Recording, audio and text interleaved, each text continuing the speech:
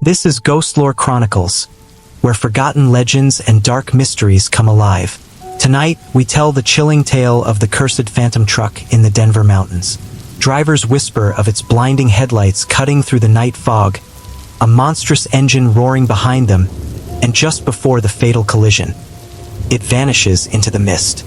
Witness accounts grow, yet no one has ever uncovered the truth. Join us as we descend into the terrifying legend of the phantom truck. If you enjoy this video, don't forget to like, share your thoughts in the comments, and spread the fear by sharing with your friends. And for more true, bone-chilling horror, make sure to subscribe to Ghostlore Chronicles. I never really believed in ghost stories. Not the ones you hear in bars, not the ones whispered around campfires, and definitely not the kind truck drivers make up to scare themselves on long, lonely highways. But all of that changed the night I heard about the phantom truck in the Denver mountains. People swear it's real. Late at night, if you're unlucky enough to be driving the winding mountain highways, a massive rig with blazing headlights can appear behind you. The truck roars closer and closer, so near that you expect the inevitable collision. But just before impact, it vanishes into thin air.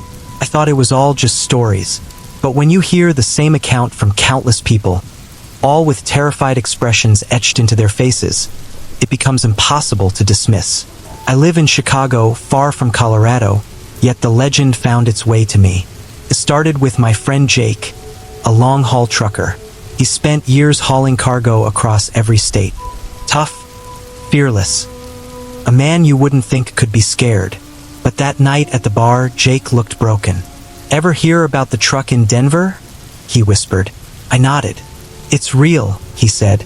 "I've seen it myself." He told me that while driving through foggy mountain roads, he noticed a pair of headlights in his rearview mirror. He assumed it was another truck, but the lights, unnaturally bright, flooded his cab with blinding white.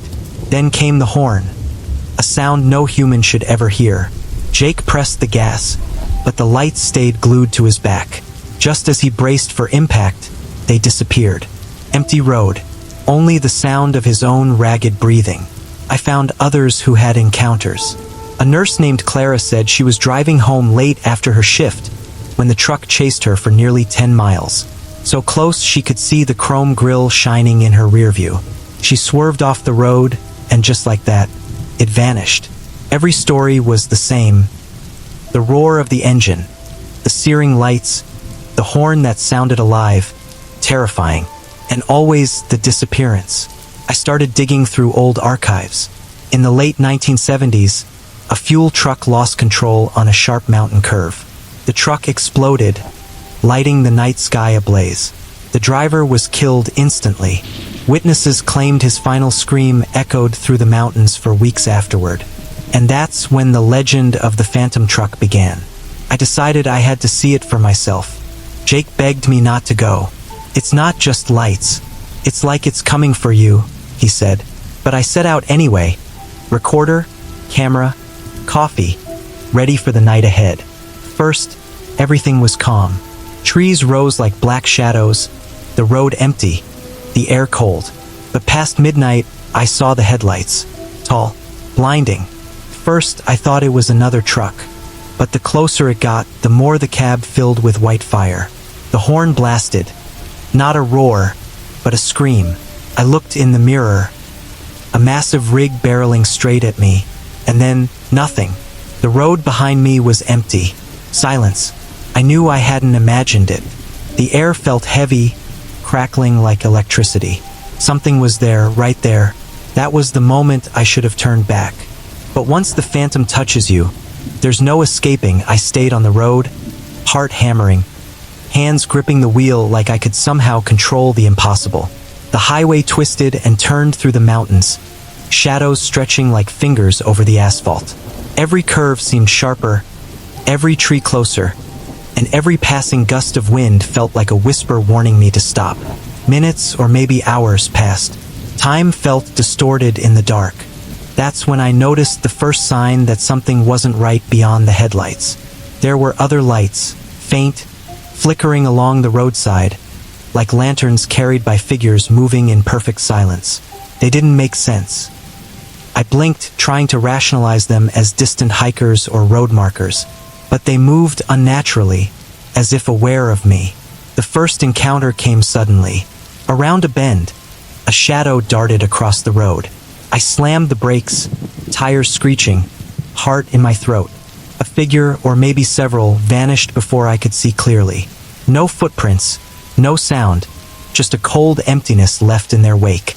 I forced myself to keep driving, telling myself it was exhaustion, imagination, adrenaline playing tricks. But the closer I got to the heart of the mountains, the heavier the air became. The silence pressed down on me, broken only by the faint hum of my tires on the asphalt. And then the sound returned, the horn. It wasn't loud at first, just a distant echo that made my stomach twist. Then it grew, resonating through the mountains like the wail of some living beast. I looked in the rearview mirror. First, nothing. Then there it was. Not one set of lights, but two. No, maybe three, all blazing white, bouncing unnaturally as if the truck itself floated rather than rolled. I slammed my foot down, the car lurching forward, tires struggling for traction on the steep grade. My mind screamed to look away, but I couldn't. I had to know what I was facing. The truck or trucks were following every twist, every motion. Too fast, too precise. No human driver could do that. I started noticing details I hadn't seen before. The chrome grille didn't reflect like metal. It shimmered, almost like smoke frozen in shape. The wheels barely touched the road, but the sound of them echoed as if pounding from inside the mountains themselves. And the horn, it wasn't just a horn. It carried a tone that made my chest ache, my ears ring, and my skin crawl. At some point, I pulled off the road onto a narrow turnout, hoping to wait it out. My hands were shaking so badly I could barely hold the recorder steady. I whispered into it, trying to document what I was seeing, though I wasn't sure who would ever believe me. Minutes passed, or was it hours? The road remained empty. The air thickened, charged with a strange static energy. And then, in the distance, a single set of headlights appeared again. Slowly, deliberately, they grew brighter. I wanted to flee, but my legs felt like lead. The truck moved with impossible precision, hugging the curves of the mountain as if it were reading my mind. I realized then that this wasn't just a machine. It had intent. It was aware, watching me, waiting. Suddenly, a flash of memory hit me. Stories from other drivers, warnings I hadn't taken seriously. Each had said the same thing. The phantom doesn't just appear, chooses. And once it chooses, there's no turning back. I pressed the gas again, trying to escape, but the road twisted into a tunnel of shadows and light. Every reflective sign, every wet patch of asphalt threw back the truck's blazing headlights like a mirror, disorienting me. I started to hear faint whispers, soft at first, then growing louder.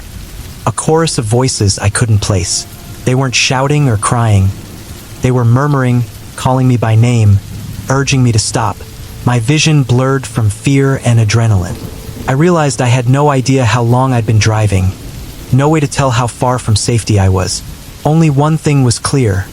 The phantom was here, and it wasn't going anywhere. Then, without warning, it vanished again. Just like that, gone. Silence. Darkness. Only my ragged breathing and the distant murmur of wind in the trees. I gripped the wheel tighter, trying to convince myself it was over. But deep down, I knew better. I had felt its presence. I had seen its intent. And I knew it was only a matter of time before it appeared again. I stayed on the road, though every instinct screamed at me to turn back. The mountains loomed around me like ancient, silent sentinels, their dark slopes hiding secrets that no daylight could ever reveal.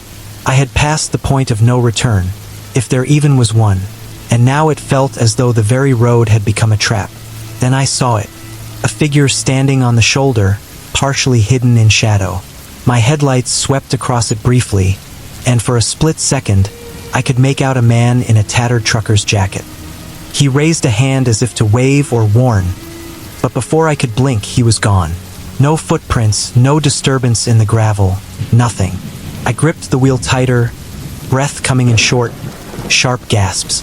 The memory of Jake's warning returned. Asterisk, It chooses who it wants.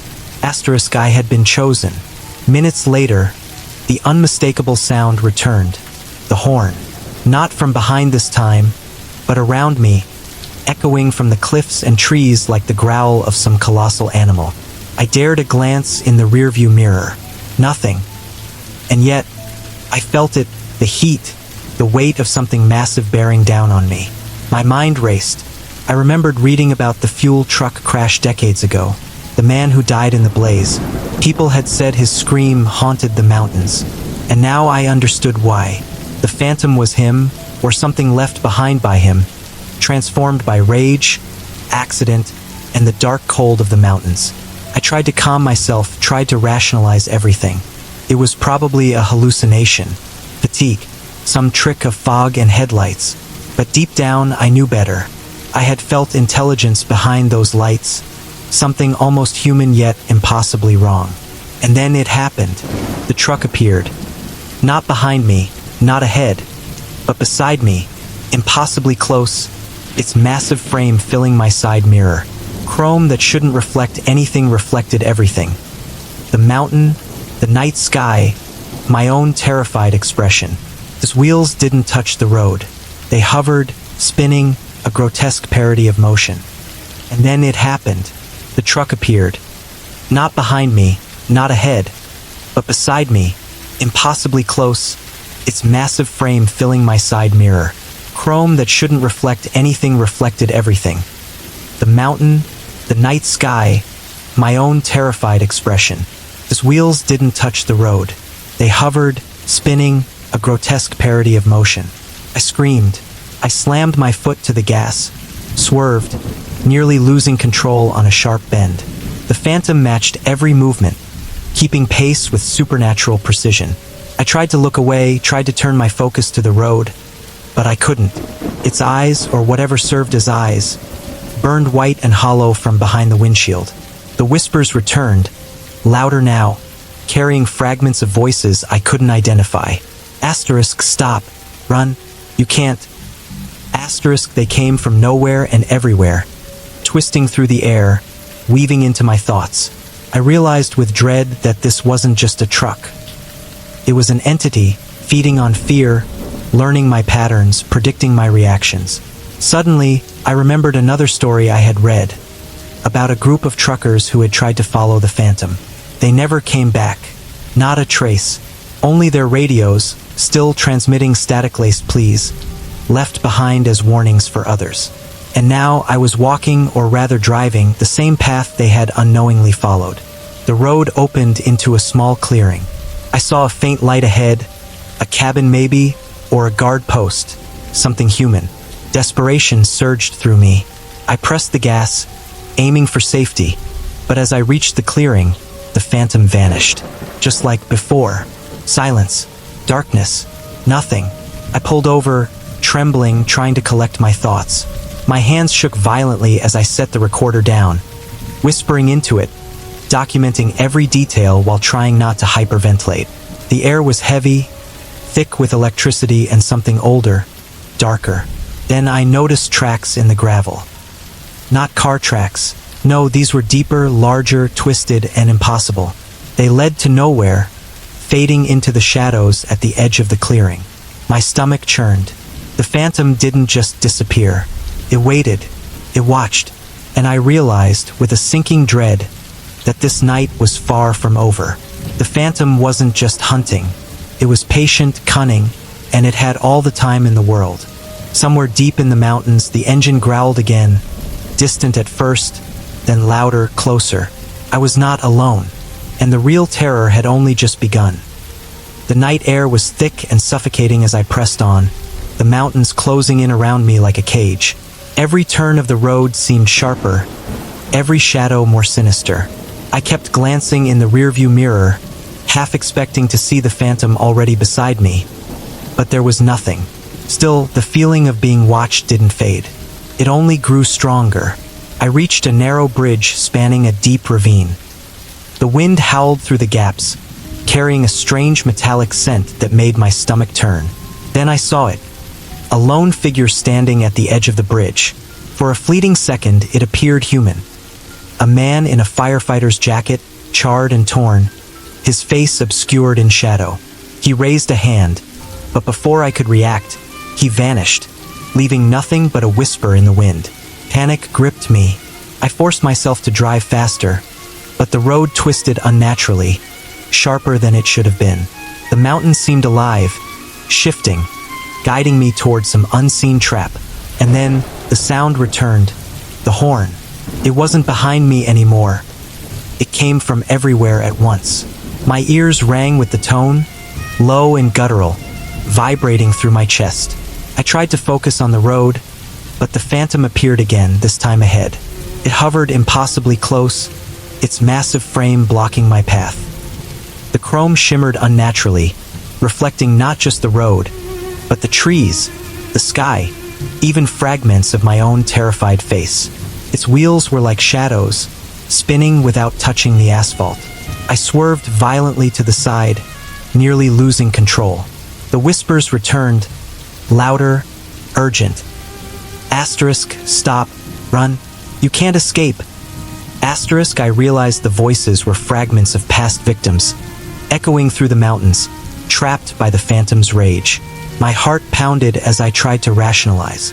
Exhaustion, hallucination, fog playing tricks, anything to convince myself this wasn't real. But deep down, I knew better. This was no ordinary truck. It had intent, malice, hunger. A sudden flash of memory hit me, the crash from decades ago. The fuel truck, the driver, the explosion. People said his scream haunted the mountains. And now I understood. This wasn't just a ghost. It was something born from fear, fire, and death itself. I pushed the car to its limits, racing through the twisting road, praying for dawn, praying for a break in the nightmare. The mountain seemed endless, the darkness absolute.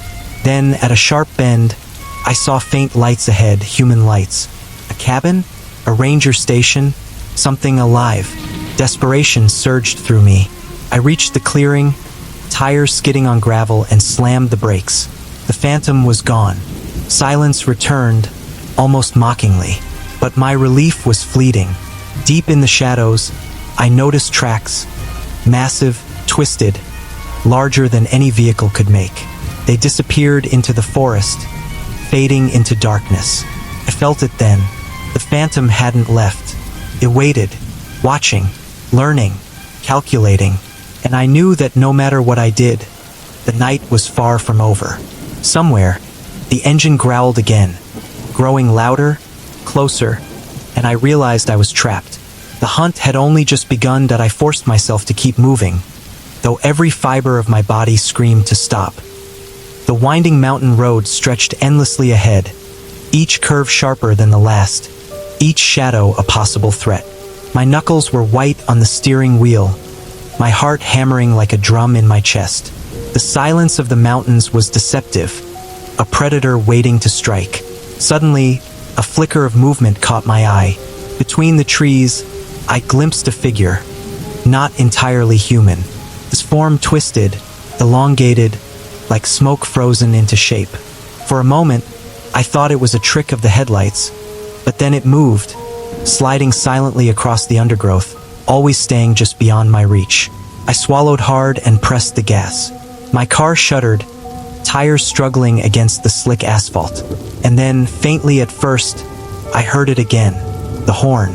Low, guttural, echoing through the cliffs. It wasn't coming from behind or ahead. It was everywhere, a sound that seemed to crawl inside my bones. I remembered Jake's warning, his fear etched into his face. "It doesn't just chase," he had said.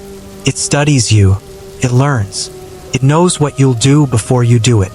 And now, every instinct I had screamed the same truth. The phantom reappeared, its massive frame suddenly materializing in the rearview mirror.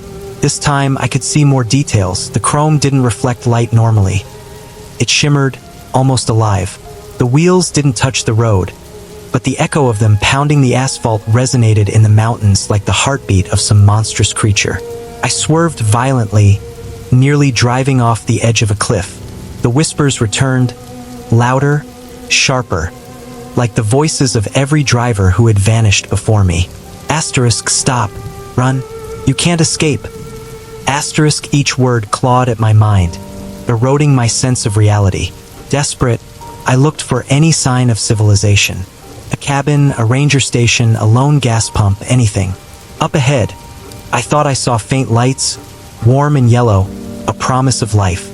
I raced toward them, tires squealing against the gravel. As I reached the clearing, the phantom vanished again. Silence. Darkness. My body trembled uncontrollably, sweat pouring down my face. I stepped out of the car to catch my breath and noticed the tracks. Huge, twisted impressions in the dirt, leading into the forest and disappearing into nothing. My stomach churned. The phantom had been there, studying, waiting.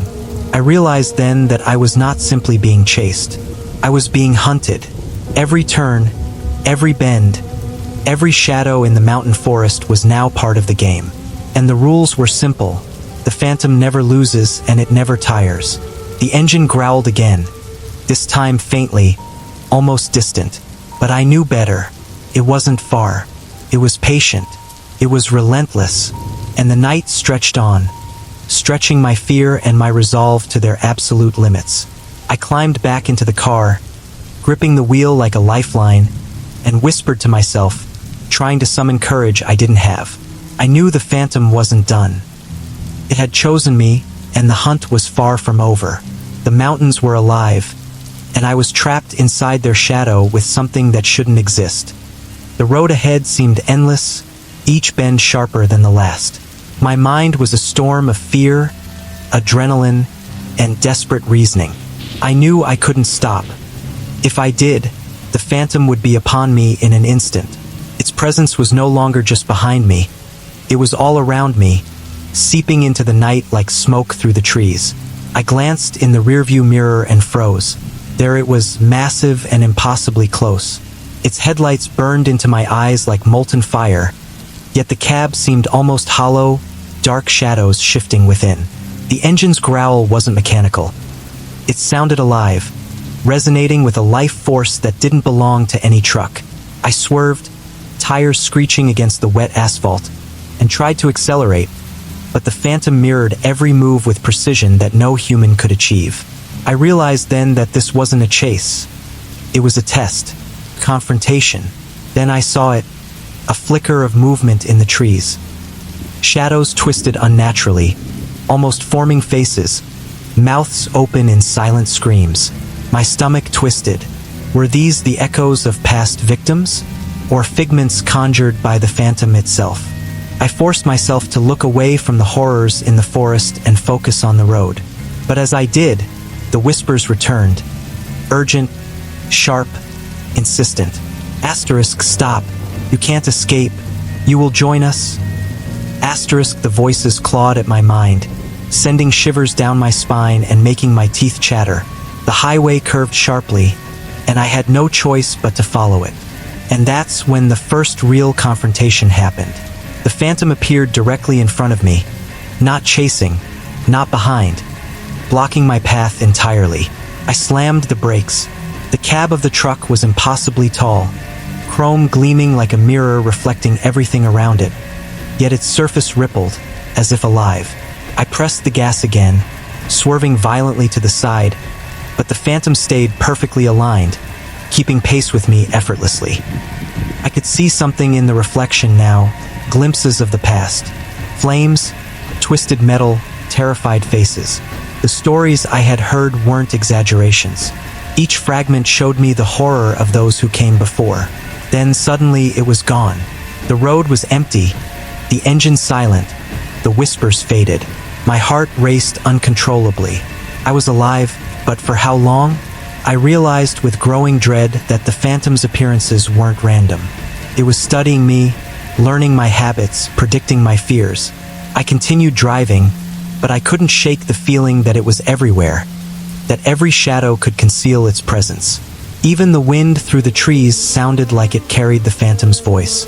I caught myself talking aloud, trying to convince myself I was in control. But the truth was simple. I wasn't.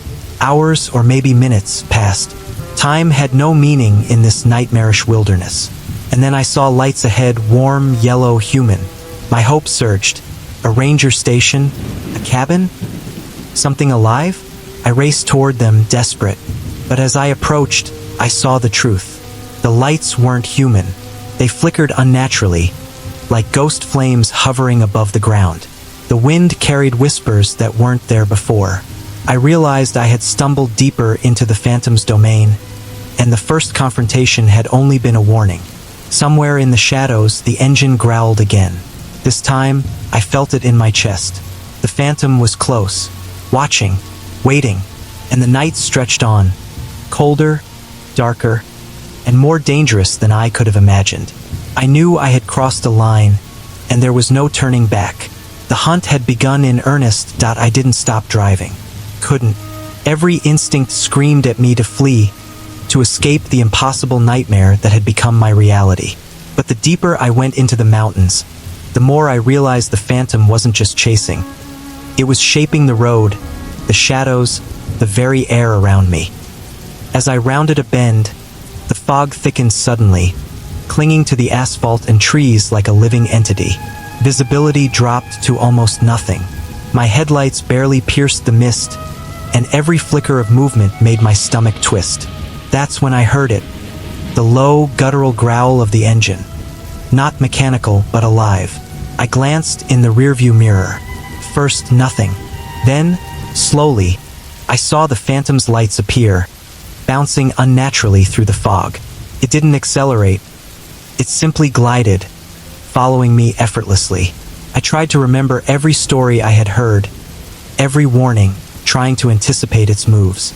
But there was no pattern I could discern.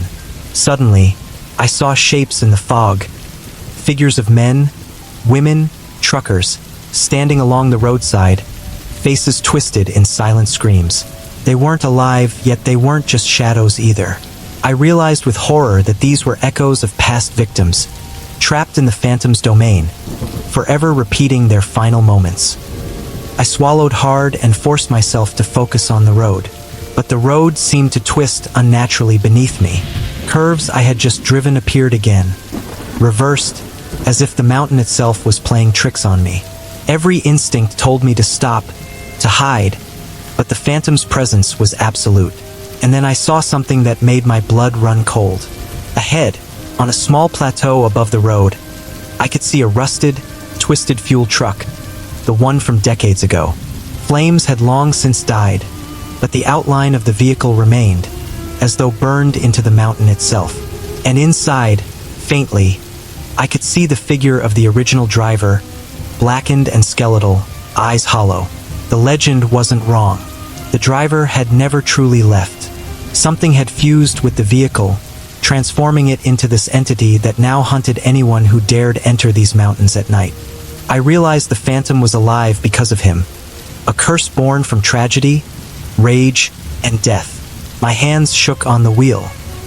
The whispers returned, louder and sharper. Asterisk, join us. Become one. You cannot escape. Asterisk, I could feel the cold of the mountain seep into my bones, as if the air itself wanted me to freeze in place.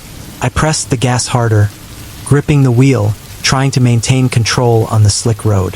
The phantom appeared beside me again, impossibly close, towering over my car. The chrome shimmered like liquid, reflecting not the road but the horrors around it. The twisted faces of the lost, the fire of the past, and my own terror-stricken reflection. The truck's horn blared. Not just a sound, but a force that shook the air, rattling my teeth and making my vision blur. I realized it wasn't trying to hit me. It was trying to terrify me, to break me before the real hunt began. I swerved into a narrow side road, hoping to lose it in the fog. But the phantom mirrored every move effortlessly. It didn't tire. It didn't need the road. It was the mountain now, and I was trapped within it. Somewhere deep in the mist, the engine growled again, closer than ever. And I understood with absolute clarity that this night was far from over. The phantom was patient. It was intelligent. And it had chosen me. No matter what I did, there was only one certainty. The hunt had only just begun. The fog wrapped around the road like a living shroud, thick and suffocating. Every shadow seemed to shift with purpose, as if something unseen was watching, waiting. I forced my eyes on the asphalt, but I couldn't shake the feeling that the phantom was not just behind me anymore. It was everywhere. Suddenly, a movement caught my eye. To my left, along the cliff edge, I glimpsed a dark shape, massive and inhuman. It rose, then fell, a giant silhouette that seemed too large to exist. My pulse surged. I slammed my foot on the accelerator, but the road was slick, treacherous, and unforgiving. The horn blared again. Not a roar this time, but a scream. Piercing, agonizing, like the final moments of every driver who had vanished here. The sound rattled the car, my teeth, even my chest. I gritted my jaw and swerved violently, narrowly avoiding a guardrail. The phantom mirrored every motion, keeping perfect alignment, impossibly close, its blazing lights burning into my eyes. Then it struck me, the tracks in the dirt. Massive, twisted impressions far larger than any truck could make, leading nowhere, fading into the shadows. The phantom wasn't constrained by the road. It could move over anything, through anything. It was bound only to the night itself. Panic clawed at me. I realized I had to confront it, or at least survive an encounter. I slowed for a moment, trying to gather my courage, but the fog thickened, curling around the car like smoke. The whispers returned, louder, closer. "Stop! You cannot escape. Join us." My vision blurred. Faces appeared in the fog, twisted, screaming, frozen in terror. I recognized some of the shapes from the old archives, the drivers who had vanished decades ago. Their eyes pleaded with me, their mouths opened in silent screams. The phantom had claimed them all, preserved their fear as part of its curse. I pressed the gas, hurtling down a narrow incline. The car rattled violently, tires squealing. And then, suddenly, the road split. A branch I hadn't noticed. A hidden side road barely wide enough for a car. Desperation made me take it. The phantom appeared again, impossibly close. I felt the heat of its cab, the unnatural shimmer of chrome, the weight of its presence pressing into me. The horn screamed again, a force of pure terror, echoing through the mountains. My body trembled uncontrollably. I swerved into a small clearing off the side of the road, hoping to lose it, but the fog swallowed everything. The engine growled, closer now, circling me. The whispers became a chorus. Past victims, alive only in the echo of the phantom's rage. Asterisk, join us. Forever, no escape. I realized with absolute certainty I could not outrun it. I could not hide. The phantom was patient, relentless, intelligent, and now it knew me. My choices had run out. And then, as if mocking me, the fog parted for a brief instant. I saw the road ahead, clear and empty. No lights, no growl, nothing. My chest heaved. Relief surged, only to vanish the moment the engine growled again. Faintly at first, then louder, closer, surrounding me in the darkness. I knew, with sinking dread, that the true hunt was beginning. And this time, there would be no mistakes. The night had taken on a life of its own. Every twist of the road, every gust of wind, every rustle of leaves felt like a warning. My hands ached from gripping the wheel. My chest burned with adrenaline and fear. I knew I couldn't stop, but I also knew I couldn't keep running forever. Ahead, the fog thinned slightly, revealing jagged rocks and twisted trees. That's when I saw it. A small, abandoned ranger station perched on the edge of a cliff. Its windows were dark, the wood splintered and worn by decades of storms. I thought maybe I could find refuge there, or at least a moment to breathe. I parked hastily, the tires crunching on gravel, and stepped out, the cold night air biting at my skin. The silence was almost unbearable, but I sensed it, something massive, lurking just beyond the trees, watching. My instincts screamed at me to return to the car, but curiosity, and perhaps desperation, pushed me forward. Inside the station, dust and decay met me. Old logs, rusted tools, and yellowed papers littered the floor. Then I noticed something that made my blood run cold. A set of photographs pinned to the wall. They were all truckers, men and women, faces frozen in terror. Dates, locations, notes in shaky handwriting, all pointing to encounters with the Phantom over decades. I realized with a jolt, this wasn't just a legend confined to Denver. The Phantom had claimed victims across the country. Its curse had spread, leaving whispers and shadows in its wake. And now it had chosen me. A sudden noise made me spin around. The windows rattled violently, though there was no wind. A low growl echoed through the mountains, reverberating through the station. My stomach turned. The Phantom was close, too close. I ran back to my car, heart hammering, and slammed the doors shut. The headlights of the truck appeared in the fog, brighter than ever. The horn sounded, not just a warning, but a roar of dominance, asserting control over the mountains, over me. I pressed the gas, trying to escape the clearing. But as I drove, the mountains seemed to shift around me. Curves I had just navigated appeared again, reversed, impossible. It was as if the Phantom bent reality itself, trapping me in its domain. Then I saw it again, the original driver. Not fully human, not fully ghost, standing beside the road, eyes hollow, mouth open in a silent scream. Behind him, flames flickered in the fog, memories of the crash burned into the night. I realized the truth. The Phantom was born from the fire, from rage and death, and now it fed on the terror of anyone who entered these mountains after dark. The engine growled behind me, closer and closer. The whispers returned, urgent, demanding, relentless. Asterisk. You cannot escape. You belong to us. Asterisk. My heart pounded. My mind raced. Every instinct screamed to flee, but I knew the Phantom wasn't just chasing me.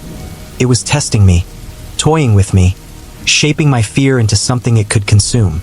I pressed the accelerator harder than ever, tires skidding, fog whipping past.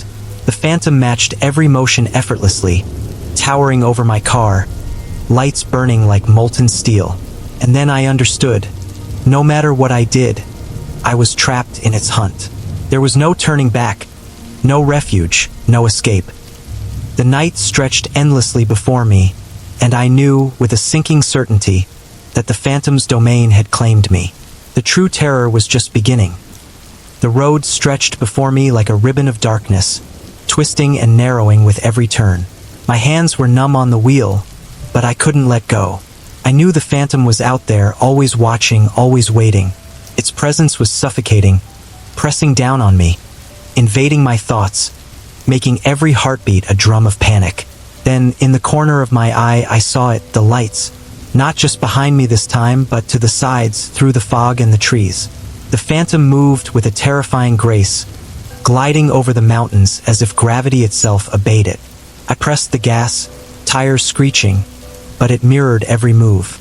Every curve I took, every dodge, every desperate swerve, it was anticipating me. I remembered the old stories, the warnings of other drivers. The Phantom didn't just chase, it toyed with its prey. Studied you, fed on your fear, and learned your patterns. I realized with a chill that this was no ordinary truck. It had intent, almost consciousness, and now it knew me. A sharp bend approached, the cliffs on one side and a sheer drop on the other. My pulse raced. I had no choice but to take it. Tires skidded on wet asphalt. My car fishtailed dangerously. And then, it happened. The Phantom appeared directly in front of me, blocking the road. I slammed the brakes, heart in my throat. The cab was impossibly tall, chrome shimmering like liquid fire, reflections twisting into shapes of screaming faces, flames, and shadows. Its horn blasted. Not just a sound, but a force that shook the air, rattling my teeth and making my vision blur. I realized this was no accident. This was the first real confrontation. Desperation surged through me.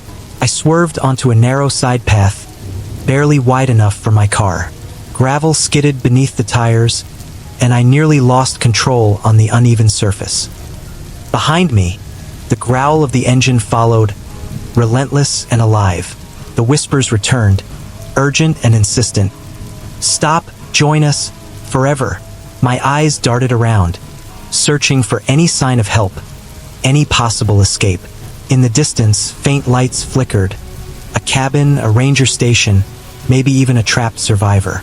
Hope flared, sharp and fleeting. I pushed the accelerator, aiming for safety. But the Phantom didn't need the road. It glided over the cliff edges, through the fog, always keeping pace, always closing the distance.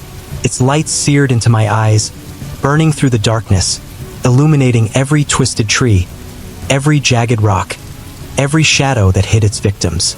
And then, for a brief moment, it vanished. Silence fell. My chest heaved. Relief surged, but only briefly. The moment I relaxed, I heard it again. A low, guttural growl that shook the very mountain, coming from everywhere at once. I realized with a sinking certainty that there would be no safety, no rest. The hunt was relentless. The Phantom was patient, intelligent, and it had claimed me. The mountains themselves were now its weapon, and I was trapped in its domain. I gripped the wheel, knuckles white, and whispered to myself, trying to summon courage. I had survived so far, but I knew, somewhere ahead, in the endless darkness, the Phantom waited, calculating, preparing for the next strike. And I understood the truth. The night was far from over, and my ordeal had only just begun. The night air pressed down on me, heavy and suffocating. Every curve of the mountain road seemed sharper, every shadow darker.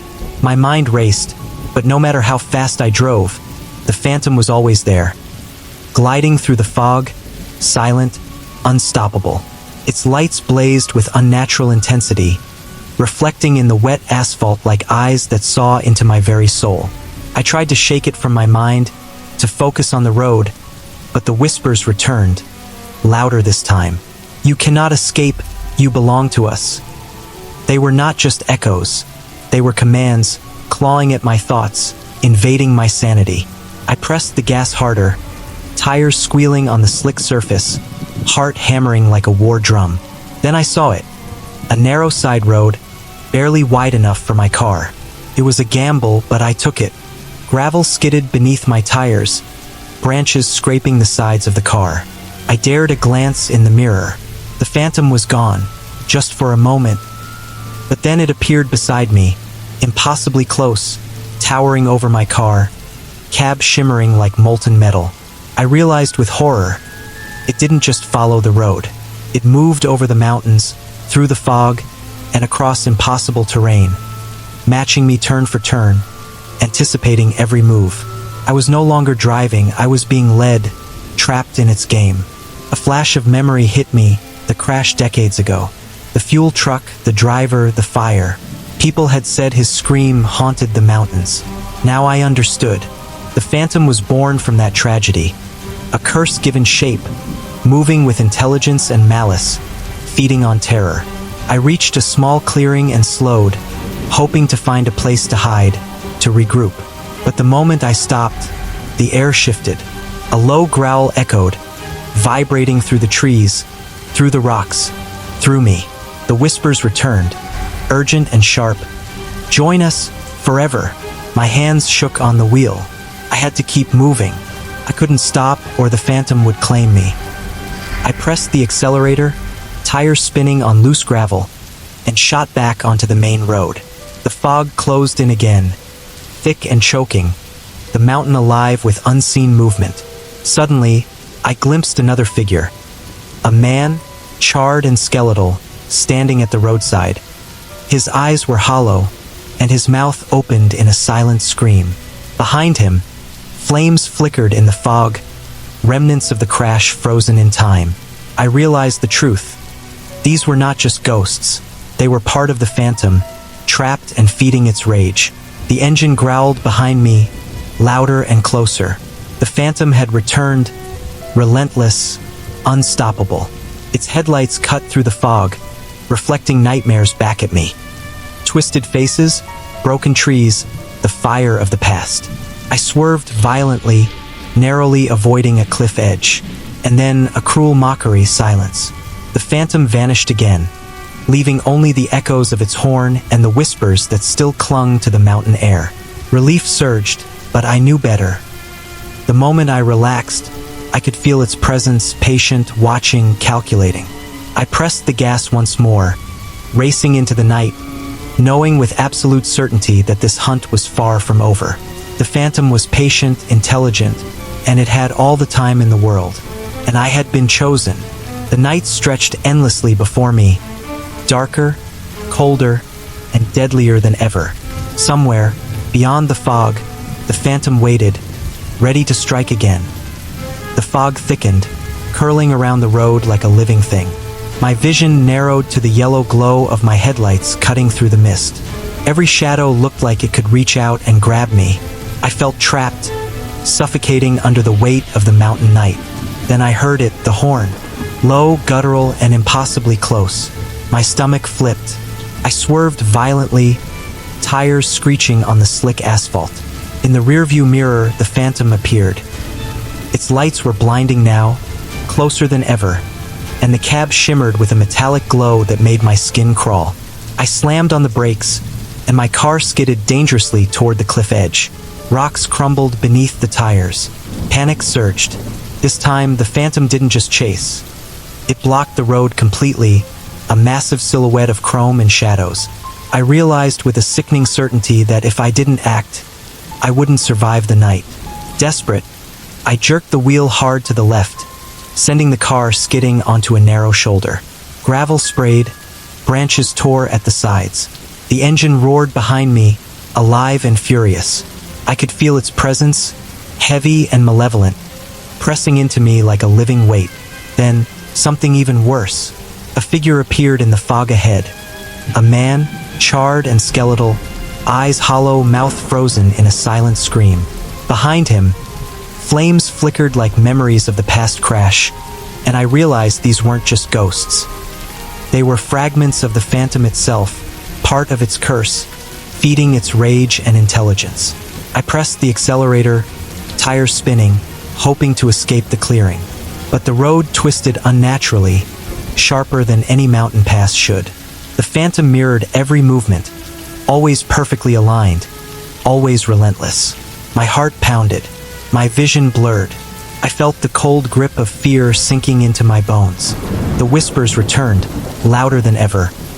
"You cannot escape. Join us, forever."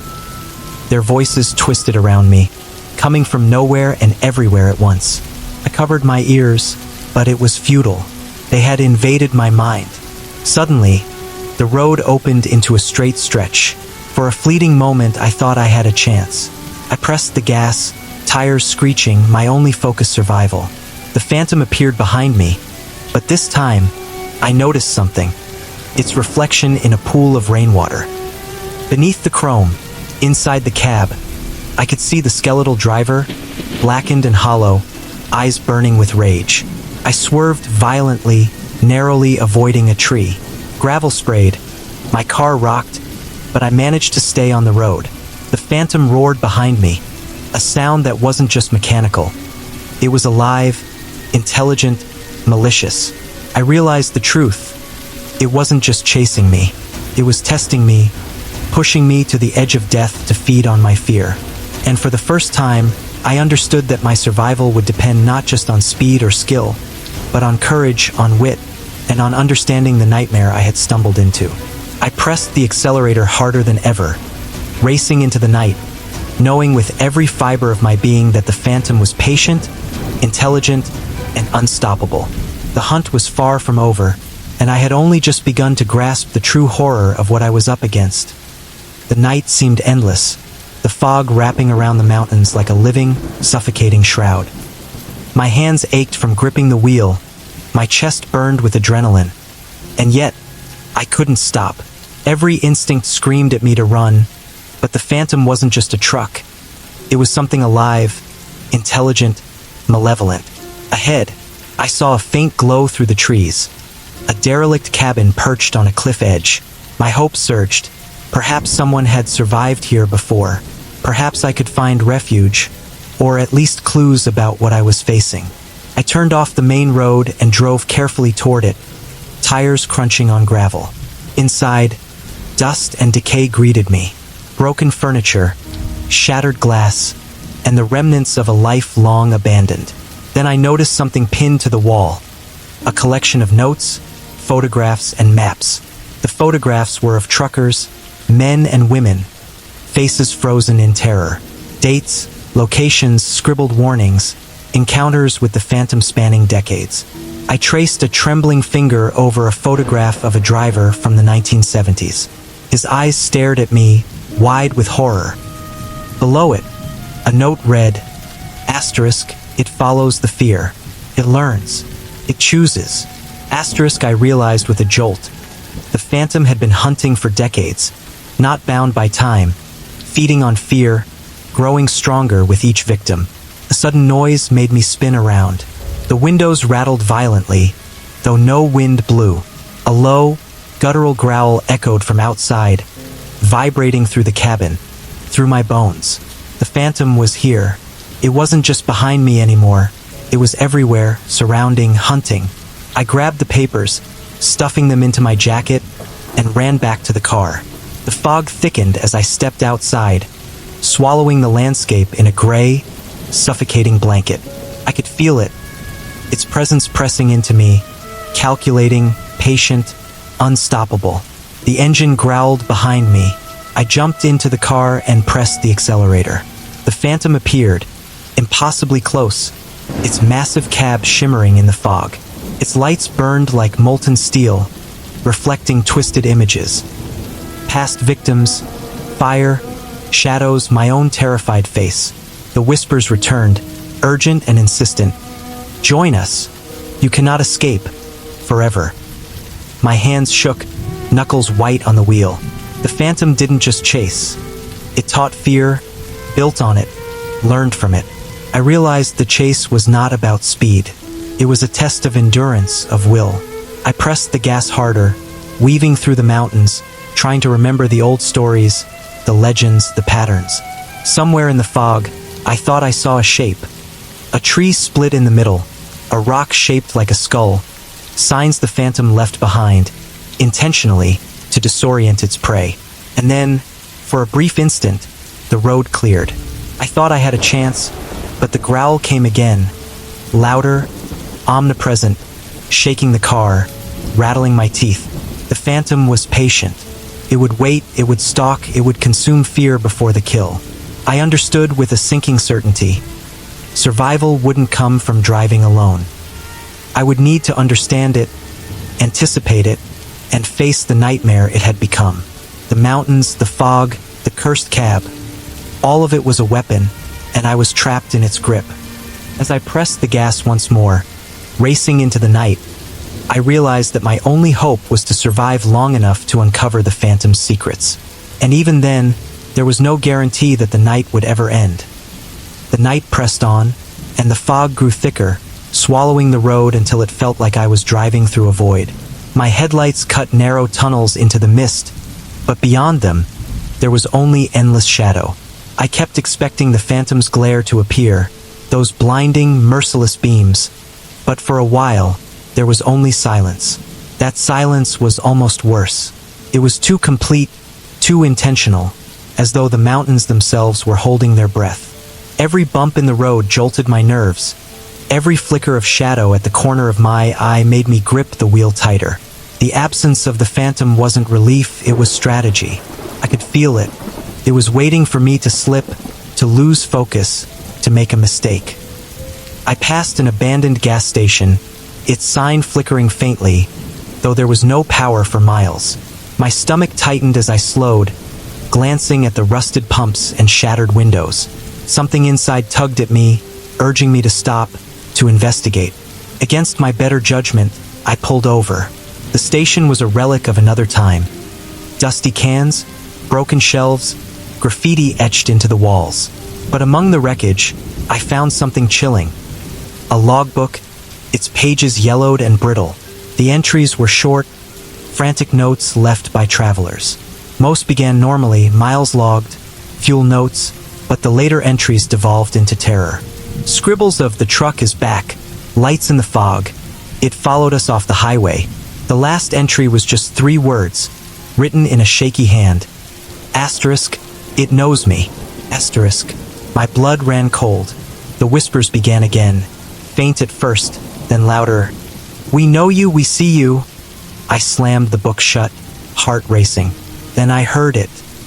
The low growl of the engine, distant at first, then building, reverberating through the ground beneath me. My car shook where it was parked.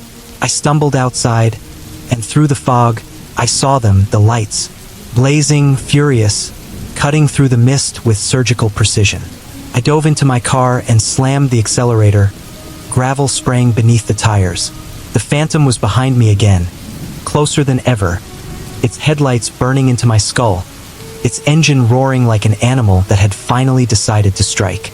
As the road twisted and the mountains closed in, I realized something terrifying. The silence had been the Phantom's design. It hadn't left. It had been studying me, learning my every move, waiting for this exact moment. And now it was done playing. The night had grown colder, darker, and heavier with each mile. The fog clung to the mountains like a living entity, and every shadow seemed to move with purpose. My hands were numb from gripping the wheel, my chest burning with fear, but I couldn't stop. Stopping meant death. Ahead, the road curved sharply, cliffs on one side and a sheer drop on the other. My pulse raced. I pressed the gas, tires squealing on the slick asphalt. The Phantom appeared in my rearview mirror, impossibly close, lights burning like molten fire. Its massive cab shimmered with an unnatural glow, chrome reflecting not just the road but the twisted shapes in the fog. The echoes of past victims, frozen in terror. The whispers returned, urgent and demanding. "You cannot escape. Join us, forever." They filled my mind, gnawed at my sanity, and I realized the Phantom didn't just chase. It consumed fear, learning from it, growing stronger with every heartbeat. I swerved violently to avoid a fallen tree, the car skidding dangerously close to the cliff edge. Gravel sprayed beneath the tires, branches scraping against the sides. The engine growled behind me, low and guttural, alive with malice. I felt it pressing into me, calculating my every move. Then, through the fog, I saw faint lights. An old service station, abandoned, perhaps shelter, perhaps a trap. I raced toward it, hoping for safety, praying for a moment to gather my thoughts.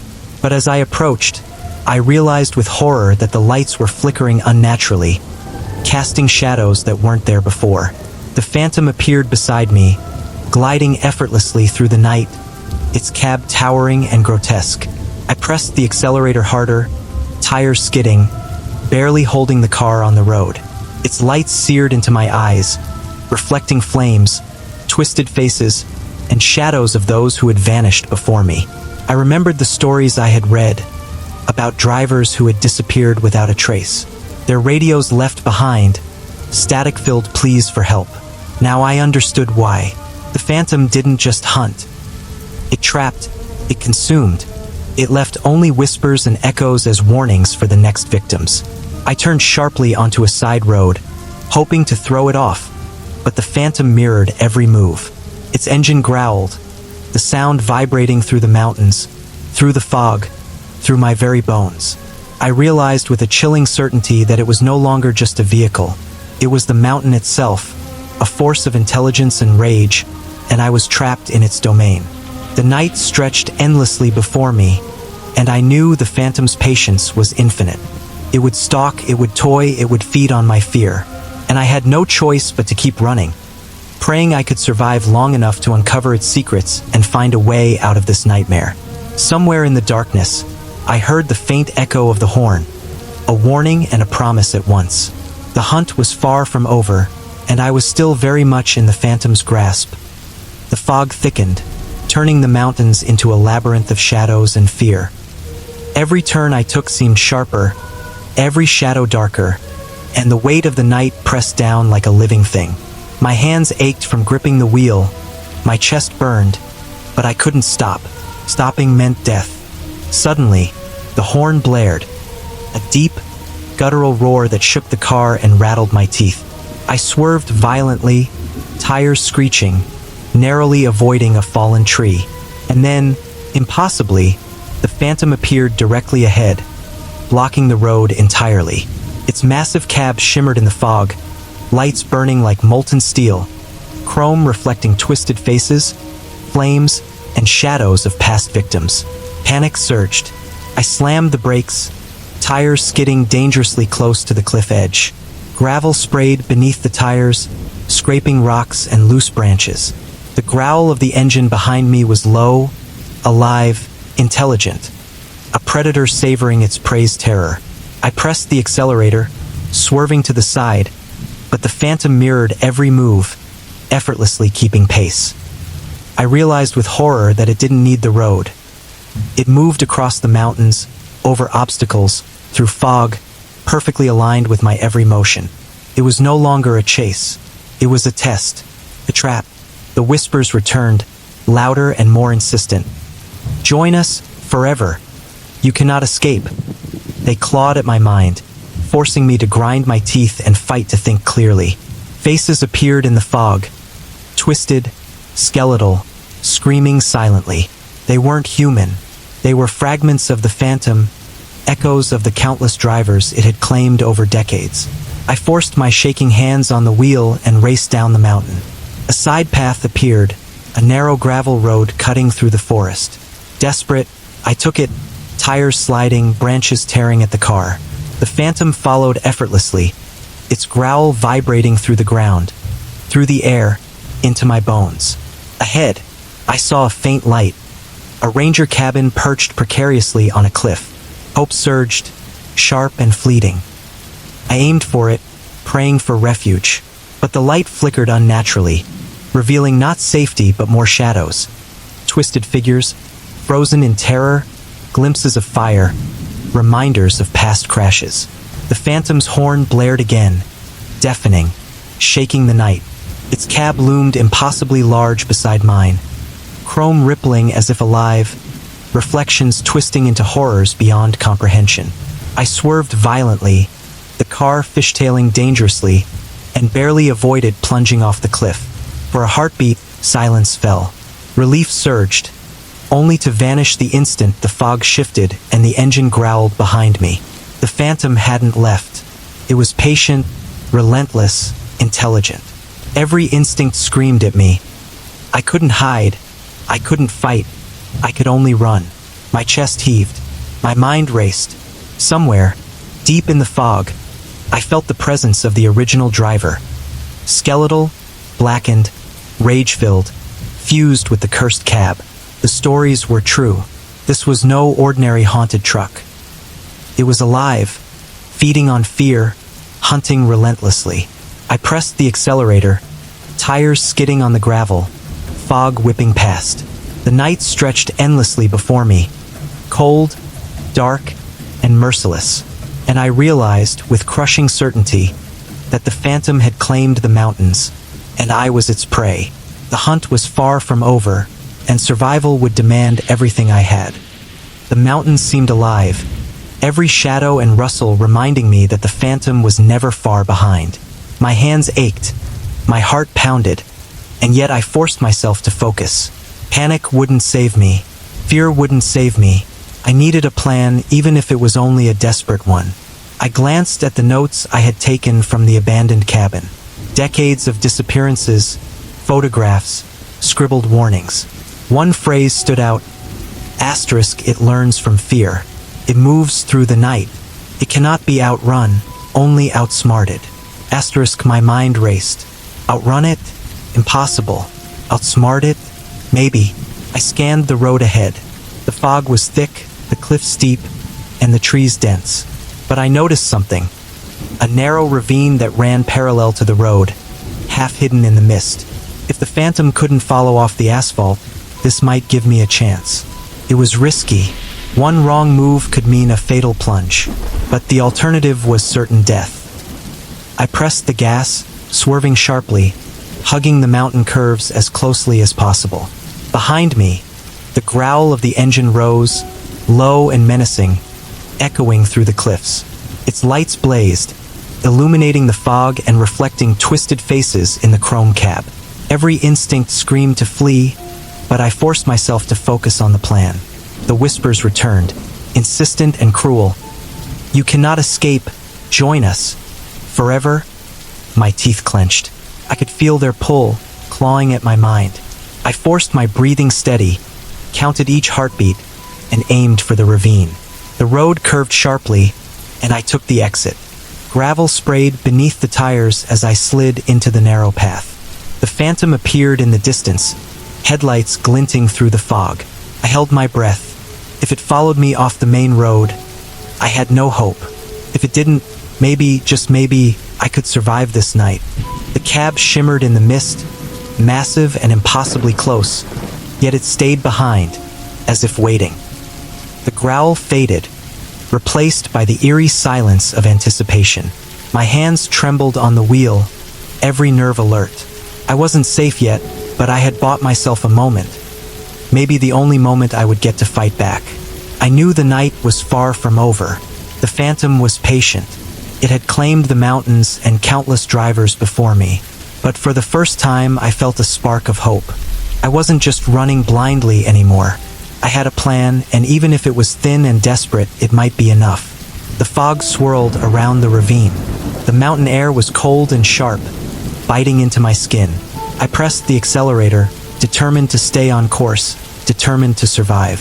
Somewhere behind me, I knew the phantom waited, intelligent and relentless, learning from my every move. And I understood the terrifying truth. This night would test everything. My courage, my wit, my endurance. The hunt had reached a new level, and the nightmare was only beginning. The narrow ravine offered little comfort, but it was my only chance. The road beneath me was uneven, jagged rocks jutting out like teeth, gravel loose and treacherous. My hands were raw from gripping the wheel, my pulse hammering in my ears, but I forced myself to stay focused. One mistake and I would fall into the abyss. Behind me, the low growl returned, reverberating through the cliffs, the trees, the fog. The phantom was learning, calculating, waiting. I forced my eyes on the road ahead, but I couldn't help glancing in the rearview mirror. Its headlights were brighter than ever, the massive cab looming impossibly close, chrome rippling like liquid metal. Faces appeared again in the reflection, drivers who had vanished, their terror frozen in time. I remembered the notes from the cabin. One phrase burned into my mind. Asterisk, it cannot follow where the road ends. It needs the asphalt. Asterisk desperate, I scanned the path ahead. The ravine narrowed further, but a thin, dirt trail branched off, disappearing into the dense forest. It was barely wide enough for my car, but if I could navigate it, maybe I could finally gain some distance. I took the turn, tires skidding on loose dirt and rocks. Branches scraped against the sides of the car, and I held my breath, counting each heartbeat. Behind me, I heard the faintest echo of the engine growl, and for a moment, I thought it had followed. But when I glanced back, the road was empty. A surge of hope lifted my chest, brief and fragile. Maybe the legend was true. Maybe the phantom couldn't follow me off the asphalt. I pushed the car harder, weaving through the forest path, dodging trees and rocks. The wind howled, carrying whispers that had once haunted the mountains. "You cannot escape. You belong to us." The voices faded slightly, distant now, almost powerless. But the phantom was patient. I could feel its presence, lingering at the edge of the fog, just beyond sight. It had learned from me, adapted, waiting for the moment I would falter. Every instinct screamed that this was only temporary, a brief reprieve in a hunt that had no end. As the forest path twisted, I glimpsed an old bridge, partially collapsed, spanning a chasm. The thought of crossing it made my stomach knot, but I had no choice. It was my chance to test whether the phantom could truly leave the asphalt behind. I accelerated, tires skidding over gravel, and drove onto the unstable structure. For a heart-stopping moment, nothing happened. The bridge groaned beneath the car, threatening to give way, but I made it across. I glanced back. The forest path was empty. No lights, no growl. For the first time in hours, the silence was mine. But I knew it wouldn't last. The phantom was intelligent, relentless, patient. It might wait, it might adapt, but it had not lost interest. I had only gained a small advantage, a temporary reprieve, and somewhere in the shadows of the mountains, it was already planning its next move. I pressed the accelerator harder, determined to stay ahead, knowing the night's hunt was far from over, and that surviving the phantom would require more than just speed. It would demand every ounce of courage, wit, and instinct I possessed. For a brief moment, I allowed myself to hope. The narrow forest path, the collapsed bridge, these had given me space, a fragile advantage. But deep down, I knew the phantom's patience was infinite. It was only a matter of time before it adapted, recalculated, and struck again. The trees pressed close, branches clawing at the car as I twisted through the forest. Gravel and rocks skidded beneath the tires, making every turn a battle for control. My hands ached, my mind raced, and my heart pounded like a drum of warning. The silence around me was unnerving, almost alive, filled with whispers that had faded only to return in ghostly echoes. "You cannot escape. Join us. Forever." Then I heard it, the growl. Not far, not behind, but surrounding me, vibrating through the trees and ground. I glanced back, and my stomach sank. The phantom had found a way. It wasn't constrained to the asphalt. Somehow it had adapted, moving over the uneven terrain, through the fog, tracking me like a predator with infinite patience. Panic surged, and I pressed the gas harder, tires squealing over rocks. Ahead, the path narrowed sharply, ending at a sheer drop into a ravine. There was no turning back. My only option was to leap the gap with what little momentum I had. The phantom's lights appeared in the distance, impossibly close, reflecting molten chrome and the twisted faces of its victims. Its engine growled, low and intelligent, almost mocking. I gritted my teeth, praying, calculating the jump, knowing a single mistake would mean instant death. I hit the edge of the ravine, tires lifting, car soaring through the foggy air. The wind tore past me, and for a brief heartbeat, nothing existed but speed and terror. Gravel and trees blurred beneath me, and then impact. Tires slammed onto uneven earth on the far side, bouncing violently, but I had made it. The phantom roared behind me, furious, but it had been forced to stop at the edge. For the first time, I had created real distance. The forest path twisted ahead, narrow and treacherous, but mine to navigate, at least for now. I realized the truth. The phantom was patient, intelligent, relentless, but it was not infallible. It learned, it adapted, but cleverness, desperation, and a willingness to risk everything could, at least temporarily, give me a chance to survive. But I couldn't celebrate. The night was far from over. Somewhere in the fog, in the shadows, the phantom waited, calculating its next move. Its patience was infinite. Its hunger was insatiable, and it would not stop until it had reclaimed its prey. I gripped the wheel harder, my hands raw, my mind razor-sharp. The hunt continued, the mountains alive with menace, and I knew that survival would demand every ounce of courage, wit, and instinct I could summon. The mountains loomed around me, dark and oppressive, but I had a small advantage now. The forest path stretched ahead, narrow and treacherous, yet mine to navigate, at least for the moment. My hands were raw, heart-pounding, mind razor-sharp. The phantom's growl had faded behind me, but I knew better than to think it was gone. Ahead, I saw a faint glow, a small ranger cabin perched precariously on the edge of the cliffs. It was dilapidated, abandoned, but it offered the promise of shelter, a brief chance to catch my breath, maybe even find some clue, some advantage, against the relentless horror that hunted me. I drove cautiously, tires skidding over gravel, branches scraping the sides of the car. The fog clung to the mountains like a living entity, and I felt the phantom's presence everywhere, patient, calculating, intelligent. It had learned from me, adapted to every desperate move, and now it was ready to strike.